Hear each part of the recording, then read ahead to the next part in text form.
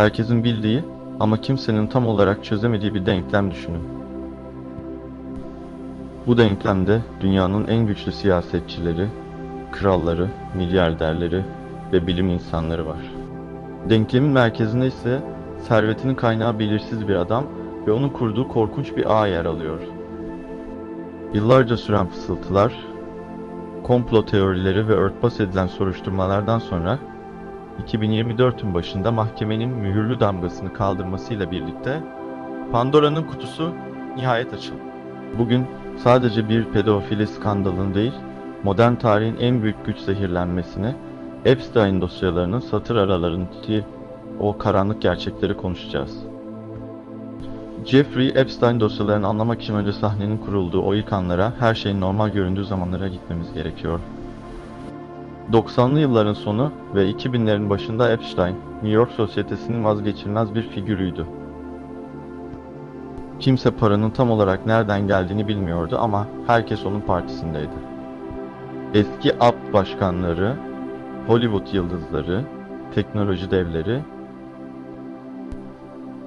hepsi onun uçağında, hepsi onun adasında ya da hepsi onun New York'taki o devasa malikanesindeydi. Ancak kapalı kapılar ardında bu ışıltılı hayatın bedelini ödeyen yüzlerce genç kız vardı.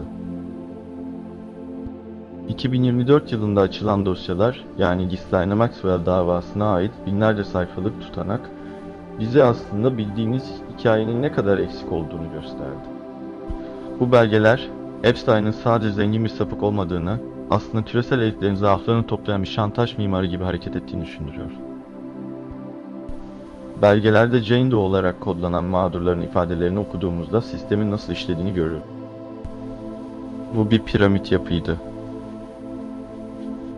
Tepede Epstein ve sağ kolu Ghislaine Maxwell vardı. Maxwell'in görevi güven kazanmaktı. Genç, hayalleri olan, çoğu zaman maddi zorluklar yaşayan kızları buluyor, onlara modellik veya masaj terapistliği vaat ediyor ve onları yavaş yavaş kurbanın ısınan suda haşlanması gibi Epstein'in dünyasına çekiyordu. Dosyaların en çarpıcı kısmı şüphesiz isimler listesi. Ancak burada çok dikkatli bir ayrım yapmamız gerekiyor. Medyada gördüğünüz Epstein listesi, başlıklarının hepsi aynı anlama gelmiyor. Bir ismin dosyada geçmesi, o kişinin mutlaka bir suç işlediği anlamına gelmez. Bazen sadece bir uçuş kaydı, bazen bir akşam yemeği, bazen de bir tanığın onu orada gördüm demesinden ibaret olabilir. Ama bazı isimler var ki, üzerlerindeki şüphe bulutları bu dosyalarla daha da koyulaştı. Örneğin İngiliz kraliyet ailesinin üyesi Prince Andrew Wood'tu. Dosyalarda en çok canı yanan, en çok detay verilen isimlerden biri o. Mağdurlardan Johanna Sjöberg'in ifadesi, davanın en ikonik ama bir o kadar da rahatsız edici anlarından birini anlatıyor. Sjöberg, Prens Andrew'un Epstein'in evinde elinde bir kukla ile tacizkar bir davranışta bulunduğunu iddia ediyor. Bu detay, bir kraliyet üyesinin dokunulmazlık zırhının nasıl delindiğinin en net kanıtı. Prens Andrew her ne kadar suçlamaları reddetse ve dava anlaşma yoluyla kapanmış olsa da, bu belgelerdeki ifadeler tarih kitaplarından asla silinmeyecek. Ve tabii ki Amerikan siyasetinin iki dev ismi, Bill Clinton ve Donald Trump. Dosyalar, Clinton'ın Epstein ile olan yakınlığını, özellikle gençleri sever şeklindeki o meşhur ama tekinsiz cümlesini yeniden gündeme taşıdı. Clinton'ın Epstein özel uçağını defalarca kullandığını biliyoruz, ancak Clinton tarafı adaya hiç gitmediğini savunuyor. Trump tarafında ise durum biraz daha farklı. Dosyalar Trump'ın Epstein ile geçmişte sosyal bir ilişkisi olduğunu doğruluyor, ancak mağdurların ifadelerinde Trump'a yönelik doğrudan bir cinsel istismar suçlaması veya adaya gittiğine dair bir kanıt bu dosyalarda yer almıyor. Yine de dünyanın en güçlü koltuğunda oturan bu adamların böylesine karanlık bir figürle yollarının kesişmiş olması bile sistemin ne kadar çürük olduğunu göstermeye yetiyor. Belgelerin en sürpriz ismi ise şüphesiz ünlü fizikçi Stephen Hawking'di. Epstein'in bir e-postasında Hawking'in adada reşit olmayanlarla görüldüğü iddiasını yalanlamaları için arkadaşlarına ödül teklif ettiği görülüyor.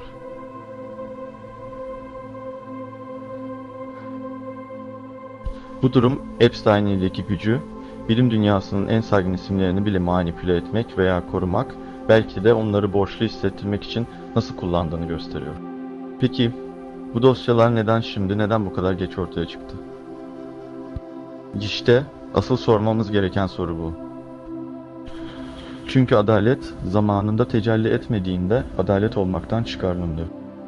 2008 yılında Florida'da savcıların Epstein ele yaptığı o utanç anlaşmasını hatırlayın. Ömür boyu hapise yatması gereken bir adam haftanın 6 günü kendi ofisine gidip çalışabileceği, sadece geceleri hapishanede uyuyacağı 13 aylık bir ceza ile kurtulmuştu. Ömür boyu hapishanedeki cezayla. O dönemde Epstein'i kimler korudu? İstihbarat servisleri mi? Siyasetçiler mi? Yoksa hepsi birden mi? Yeni açılan dosyalar bu koruma kalkanının ne kadar güçlü olduğunu bize haykırıyor. Mağdurların avukatlarının yıllarca süren mücadelesi olmasaydı, bu isimlerin hiçbiri, bu detayların hiçbiri gün yüzüne çıkmayacaktı. Epstein, 2019'da hücresinde ölü bulunduğunda, birçok kişi sırlar da onunla birlikte gömüldü demişti. Ama yanıldılar. Ghislaine Maxwell'in yargılanması ve bu belgelerin açılması mezarın ötesinden gelen bir itiraf niteliğinde. Biraz da o meşhur adadan St. James'ten bahsedelim. Yerel halkın pedofili adası dediği bu yer aslında bir suç mahalliydi. Ancak polis ve yetkililer yıllarca bu adaya gözlerini yumdu. Dosyalardaki ifadeler adanın sadece bir tatil yeri olmadığını, organize bir suç üssü olduğunu kanıtlıyor. Oraya gidenler, orada yaşananlar ve oradan dönenlerin sessizliği, bu sessizlik yeminini bozanlar ise bugün bu belgelerde okuduğumuz cesur kadınlar. Sonuç olarak dostlar, bu 15-20 yıl öncesinin davası değil. Bu bugünün davası. Çünkü o dosyalarda adı geçen, o uçaklara binen, o partilerde poz veren insanların çoğu hala hayatta, hala güçlü ve hala aramızda. Epstein dosyaları bize şunu öğretti. Güç kontrol edilmediğinde canavarlaşır. Para ahlakı satın alabilir ama gerçeği sonsuza kadar saklayamaz. Bizim görevimiz ise komplo teorilerinin cazibesine kapılmadan sadece belgelerin ve kanıtların izinden giderek bu karanlığı aydınlatmaya çalışmak. Çünkü unutulan her suç yenisi için bir davetiyedir. Bu dosyalarda daha okunacak çok sayfa, çözülecek çok düğüm var. Ve emin olun bu hikaye burada bitmedi.